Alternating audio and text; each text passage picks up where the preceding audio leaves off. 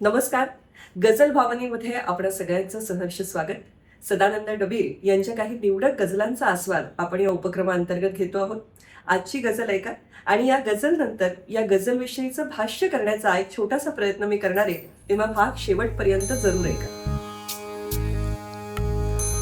Aloof राहिलो तसा फारसा न ज्ञात मी जगात हिंडलो असा एकटाच गात मी कुठे न फार थांबलो जायचे इथूनही निरोप घ्यायलाच हे जोडलेत हात मी जोडलेत हात मी.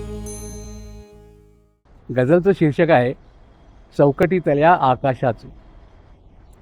म्हटलं आहे की चौकटीतल्या आकाशाचे काय करू, चौकटीतल्या आकाशाचे काय करू, मी इवल्याशा अस्तित्वाचे काय करू. पाऊस येता लावून घेतो खिडकी मी, पाऊस येता लावून घेतो खिडकी मी, कोसळणाऱ्या मनमेघाचे काय करू, मी इवल्याशा अस्तित्वाचे काय करू. कवी जणू गझलात विचारतो.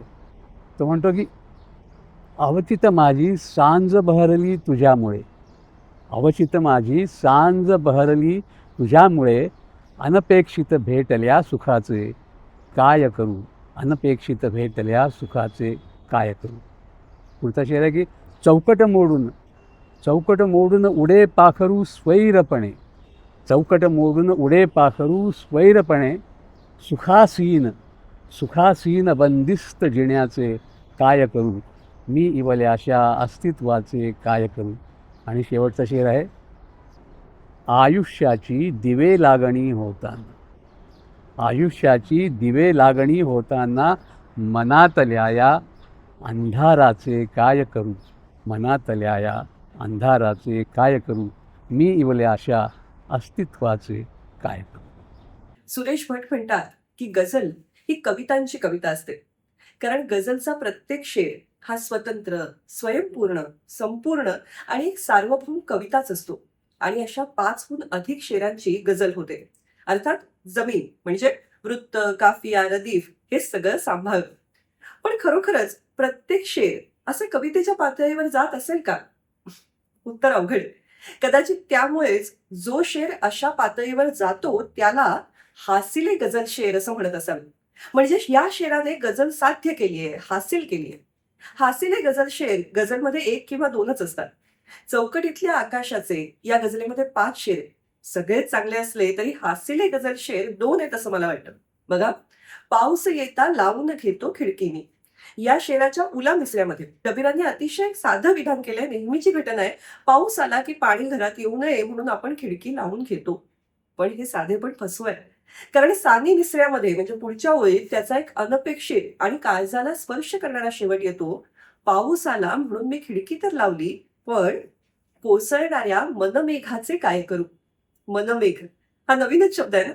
म्हणजे मनमोर आपल्या परिचयाचा आहे, पण मनमेघ एक अनाम दुःख जे मानवी अस्तित्वाचाच भाग आहे ते कवीच्या मनातही आहे. तोच तो कोसळणारा मनमेघ. मी इवल्याशा अस्तित्वाचे काय करू असा प्रश्न मतल्यात उपस्थित केलाय. बाहेरचा पाऊस तर अडवला, पण मनात जो दुःखाचा मेघ कोसळतो आहे त्याचं मी काय करू. गझलेचा शेवट तर अप्रतिम असा हासिले गझल शेर आहे. आयुष्याची दिवे लागणी होताना. 3च शब्दामध्ये या गझलेचा नायक एखादी ज्येष्ठ व्यक्ती आहे हे सूचित होतं. आणि दिवे लागणी हा शब्द नेमका आणि अर्थवाही आहे.